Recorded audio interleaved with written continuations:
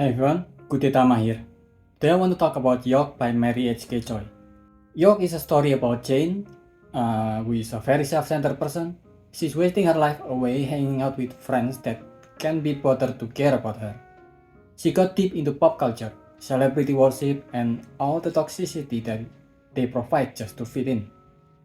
She judged people harshly for being basic because being basic means you're not socially acceptable, and she also had body dysmorphia.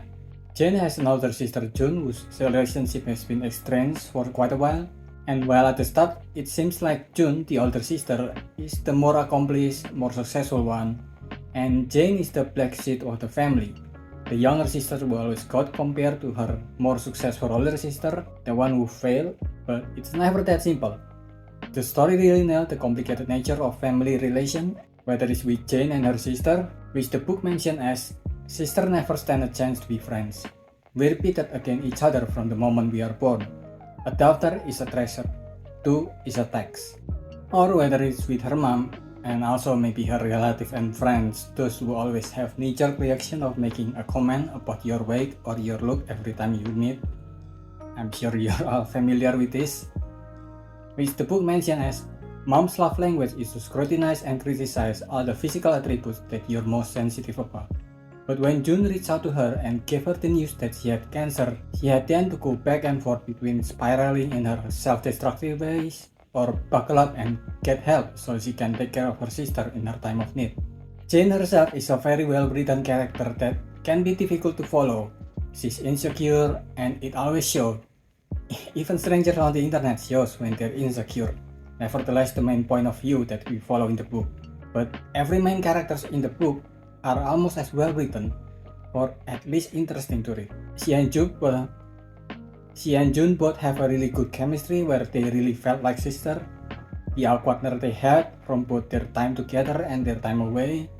Their back and forth between wanting to comfort and to fight each other. It is one of the best sibling rivalry I've read in a while. It is a story of a family that for years, decades, didn't manage to have a meaningful conversation in their life.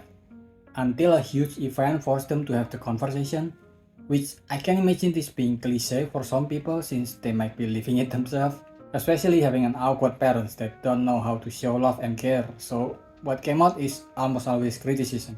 I follow her small shoulder and turn back into the kitchen, wondering how it would feel to be touched by my mother without bracing for criticism. But the story also did a really good job showing how growing up with only criticism, which are not always constructive, can take a toll on you, accumulate into something that's unhealthy for you. And for Jane, that toxicity gave her bulimia. It made her very self-conscious about her look, even though she knows it's vain and she don't want to be that self-conscious about it. But it gave her a false sense of control that then spirals her out of control instead. Hours of YouTube makeup tutorial prepared me for the rest of my life. I learned exactly how to appear indestructible, impenetrable, pain as armor. Bulimia itself is one of the most dangerous eating disorder, and I wish more people treat it more seriously. Seriously, if you feel you have any of the symptoms and you can't get yourself out of it, don't be ashamed of finding a helping hand, a community, someone that can help you at least to the right direction. Humans need to share their darkest part. Unburdening makes you closer to everyone.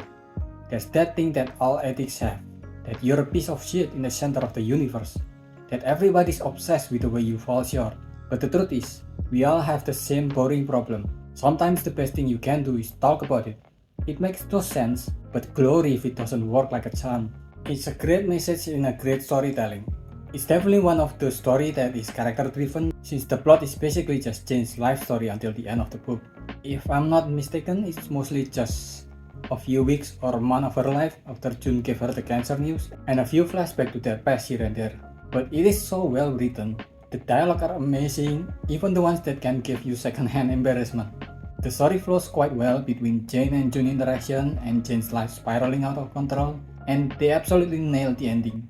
I really enjoyed reading the book, and I think you will too. That's about it.